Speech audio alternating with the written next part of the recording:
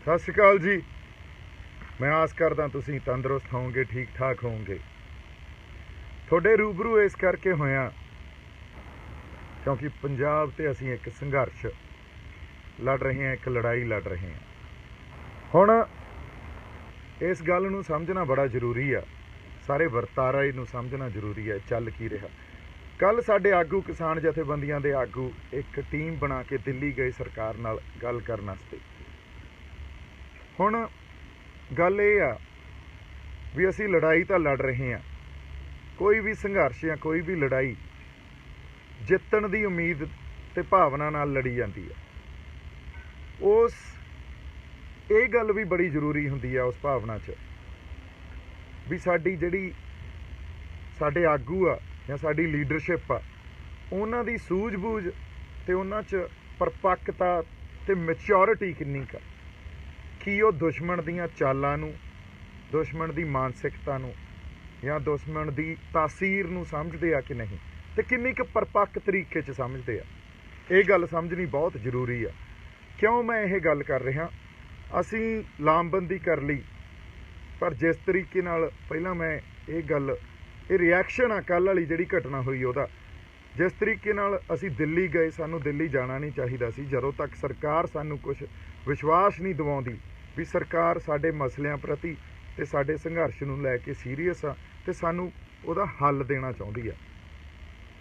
सो जे चले भी गए तो असीं एक बहुत वधिया मौका, जदों उत्थे जाके बैठ ही गए उदों बाद एक बहुत वधिया मौका आपदे हत्थों गवाता। किवें गवाता? जदों सरकार दे नुमाइंदे साडे सामने बैठे आ तो सानूं उन्हां नूं पोलीटिकल डिप्लोमेसी च हराउणा चाहीदा सी। उत्थे ही सानूं गलबात विढ़नी चाहिदी सी। गलबात करन वास्ते, टेबल टॉक करन वास्ते या जदों पोलीटिकल डिप्लोमेसी शुरू हुंदी आ उदों प्रैपरेशन बहुत जरूरी आ। लड़ाई लड़नी जरूरी, उन्नी ही जरूरी प्रैपरेशन आ जिन्नी लड़नी जरूरी आ। सो मैं किसान जथेबंदियां नूं एक बेनती करदा, हथ जोड़ के बेनती करदा भी संघर्ष दा अगड़ा पड़ाव शुरू हो गया, असीं रल मिल के लड़ीए। अज तक तुसीं मेरियां लत्तां खिच्चदे रहे, पर मैं हमेशा ही ये कहता रहा मैं थोड़े नाल हाँ ते अज भी नाल हाँ। सानू साडे जिहड़े एग्रो इकोनॉमिस्ट्स नूं नाल लेना पऊगा, सानू साडे लीगल माइंड्स नूं नाल लेना पऊगा, सानू साडे इंटलैक्चुअल्स नूं नाल लेना पऊगा ते आपदी प्रैपरेशन करनी पऊगी टेबल टॉक ते जाण लई। हजे जिहड़ा सारा वरतारा मैं देखिया उहदे तो मैनूं ये पता लगदा या मेरी जिन्नी क समझ आ मैनूं ये समझ आउंदी आ भी असीं टेबल टॉक ते जाण लई प्रिपेयर्ड ही नहीं आ। ते जदों टेबल टॉक ते जाके बैठ जांदे फिर सानूं उठना नहीं चाहिदा सी उत्थों। फिर असीं कहंदे भी आओ बई करो गल। साडे कोले साडे एग्रो इकोनॉमिस्ट भी हुंदे, लीगल ब्रेनस भी हुंदे, सरदार अजमेर सिंह वर्गे भीषम पितामह बैठे आ पंजाब कोले। असीं उन्हां दी मदद क्यों नहीं लै रहे? ਜਿਹੜੇ पॉलिसी मेकिंग नूं भी समझते आ या रिटायर्ड IAS ऑफिसर आ ਜਿਹੜੇ पॉलिसी मेकिंग दे उन्हां दी मदद क्यों नहीं लै रहे? मुनटेक सिंह आलूवालिया पंजाब गवर्नमेंट दे पैनल ते आ, उन्हां दी मदद क्यों नहीं लै रहे? रघुरामन ਜਿਹੜੇ रिजर्व बैंक ऑफ इंडिया दे गवर्नर आ, रिटायर्ड होए, वो गवर्नमेंट दीयां पॉलिसीज़ नूं हमेशा ही निंददे रहिंदे, असीं उन्हां दी मदद क्यों नहीं लै रहे? असीं क्यों नहीं समझ रहे भी ये लड़ाई मॉडर्न पोलीटिकल डिप्लोमेसी दे आधार ते ही लड़ी जानी चाहिदी है? साडा नैगोशिएटर कौन होऊगा, वो किन्ना क स्ट्रोंग आ साडा नैगोशिएटर, ये सारियां गल्लां दा जवाब कौन देऊगा? या साडे ब्लू प्रिंट की आ? हुण जिथे असीं खड़े आ, संघर्ष नूं मोर्चिਆਂ चों ਚੱਕ के या धरनिਆਂ चों ਚੱਕ के लोकां दे घरां तक किवें लैके जाना, इस गल ते गल क्यों नहीं कीती जा रही? इस संघर्ष नूं एक नैशनल कोआर्डिनेशन कमेटी बना के नैशनल पद्धर ते क्यों नहीं लेके जा रहे? वो लामबंदी क्यों नहीं कर रहे? क्योंकि सेंटर सरकार तो सूबियां दे अगेंस्ट लगी हुई आ। अज महाराष्ट्र तुहाडा साथ देण नूं तुहाडे नाल खड़न नूं तैयार आ, तमिलनाडु तुहाडे नाल खड़न नूं तैयार आ, साउथ दे 7 स्टेट तुहाडे नाल खड़न नूं तैयार आ, हरियाणा तुहाडे नाल खड़ा, राजस्थान तुहाडे नाल खड़न नूं तैयार आ। असीं उन्हां सूबियां नूं क्यों नहीं नाल लै रहे? जदों पंचायतां तो मते पवा रहे हैं तो फिर एक नैशनल कोआर्डिनेशन कमेटी रजिस्टर करके societies act they under register करके उन्हां मतिਆਂ नूं लीगल क्यों नहीं करा रहे? असीं पब्लिक ओपीनियन नूं क्यों नहीं असी क्रिएट कर रहे भी पब्लिक ओपीनियन गवर्नमेंट की पॉलिसीज़ के अगेंस्ट आ।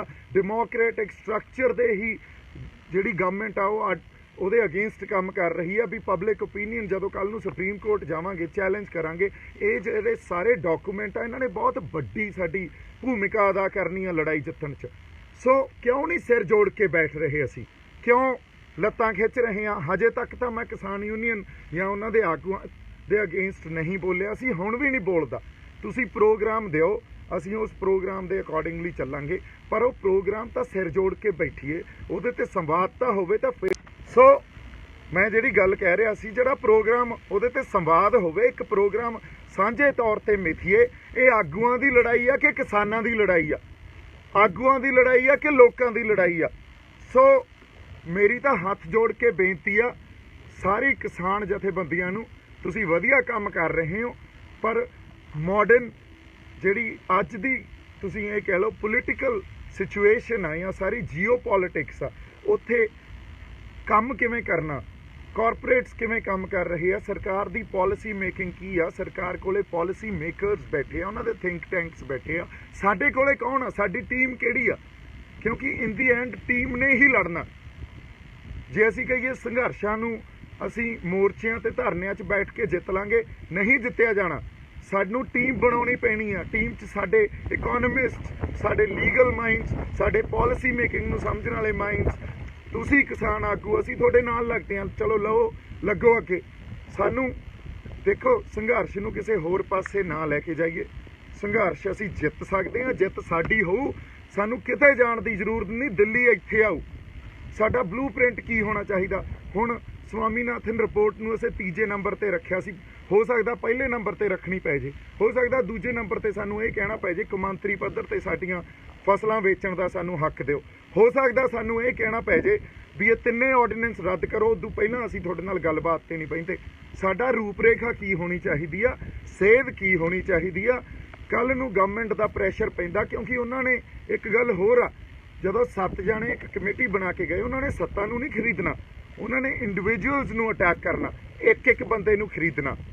ਕਿਉਂਕਿ ਜਦੋਂ ਸਰਕਾਰ ਦੀਆਂ ਨੀਤੀਆਂ ਨੂੰ ਨਹੀਂ ਅਸੀਂ ਸਮਝਾਂਗੇ, ਉਹਨਾਂ ਦੀ ਮਾਨਸਿਕਤਾ, ਉਹਨਾਂ ਦੀ ਤਾਸੀਰ ਨਹੀਂ ਸਮਝਾਂਗੇ। ਇੰਡੀਅਨ ਸਟੇਟ ਨਾਲ ਲੜ ਰਹੇ ਆ, ਖਾਲਾ ਜੀ ਦਾ ਵਾੜਾ ਨਹੀਂ ਆ। ਮੈਂ ਪਹਿਲਾਂ ਹੀ ਕਿਹਾ ਸੀ, ਸਾਡਾ ਮੋਮੈਂਟਮ ਤੋੜਨ ਵਾਸਤੇ ਸਰਕਾਰ ਸਾਨੂੰ ਬੁਲਾ ਰਹੀ ਆ ਤੇ ਸਾਨੂੰ ਨਹੀਂ ਜਾਣਾ ਚਾਹੀਦਾ ਜਦੋਂ ਤੱਕ ਸਰਕਾਰ ਇਹ ਵਿਸ਼ਵਾਸ ਨਾ ਦਿਵਾਵੇ ਵੀ ਅਸੀਂ ਸੀਰੀਅਸ ਆ, ਤੁਹਾਨੂੰ ਤੁਹਾਡੇ ਮਸਲਿਆਂ ਦਾ ਹੱਲ ਦੇ। ਤੇ ਮੇਰੀ ਬੇਨਤੀ ਆ, ਰਲ ਮਿਲ ਕੇ ਇਕੱਠੇ ਲੜੀਏ, ਇੱਕ ਦੂਜੇ ਦੀਆਂ ਲੱਤਾਂ ਨਾ ਖਿੱਚੀਏ। ਤੁਸੀਂ ਪ੍ਰੋਗਰਾਮ ਦਿਓ, ਸ਼ੰਭੂ ਮੋਰਚੇ ਤੋਂ ਅਸੀਂ ਉਹ ਪ੍ਰੋਗਰਾਮ ਲਾਗੂ ਕਰਦੇ ਹਾਂ, ਤੁਹਾਡੇ ਨਾਲ ਆ। ਪਰ ਜੇ ਤੁਸੀਂ ਆਈ ਚੱਲੋਗੇ, ਹਜੇ ਤੱਕ ਤਾਂ ਤੁਸੀਂ ਮੇਰੇ ਖਿਲਾਫ ਬੋਲੇ ਹੋ, ਜੇ ਮੈਂ ਬੋਲਣ ਲੱਗ ਗਿਆ, ਕੱਪੜੇ ਫਾੜਨ ਲੱਗ ਗਿਆ, ਫਿਰ ਉਹ ਹੁੰਦਾ ਤਾਰ ਪੀੜੋ ਸੰਘਰਸ਼ ਨੂੰ ਕਰਨਾ। ਮੈਂ ਉਦੋਂ ਦਾ ਕਹਿ ਰਿਹਾ, ਅਸੀਂ ਇਕੱਠੇ ਹਾਂ ਜੀ। ਸਾਡੀ ਪੰਚਾਇਤ ਆ ਇੱਕ, ਉਸ ਪੰਚਾਇਤ ਨੂੰ ਜਿਹੜੇ ਸਾਡੇ ਥਿੰਕ ਟੈਂਕਸ ਆ ਉਹਨਾਂ ਨੂੰ ਨਾਲ ਬਿਠਾਓ, ਤੁਹਾਨੂੰ ਅੱਗੇ ਲਾਉਣੇ ਆ ਕਿਸਾਨ ਜਥੇਬੰਦੀਆਂ ਨੂੰ। ਦੇਖੋ, ਤੁਸੀਂ ਬੜੇ ਸੰਘਰਸ਼ ਲੜੇ ਆ, 50-50, 70-70 ਸਾਲ ਹੋ ਗਏ। ਉਹ ਸੰਘਰਸ਼ਾਂ ਨੇ ਸਾਨੂੰ ਸਿਸਟਮ ਕੀ ਦਿੱਤਾ? ਸਿਸਟਮ ਤਾਂ ਦਿੱਤਾ ਵੀ ਖੁਦਕੁਸ਼ੀਆਂ, ਸਿਸਟਮ ਦਿੱਤਾ ਕਰਜ਼ੇ, ਸਿਸਟਮ ਦਿੱਤਾ ਮਜ਼ਦੂਰਾਂ ਦੀ ਪੱਲੇਦਾਰ ਯੂਨੀਅਨ, ਇਹਨਾਂ ਸਾਰਿਆਂ ਦੇ ਲੁੱਟ ਖਸੁੱਟ। ਇਹ ਸਿਸਟਮ ਨੂੰ ਚੇਂਜ ਕਰੀਏ। ਹੁਣ ਕਿਵੇਂ ਨਾ ਕਿਵੇਂ ਆਪਾਂ ਆਪਸੀ ਵਖਰੇਵੇਂ ਬਾਅਦ 'ਚ ਨਜਿੱਠ ਲਾਂਗੇ। ਮਕਸਦ ਤਾਂ ਇੱਕ ਆ ਨਾ, ਦਿੱਲੀ ਨਾਲ ਲੜਾਈ ਲੜਨਾ। ਸੋ ਉਸ ਮਕਸਦ ਤੇ ਰਹੀਏ।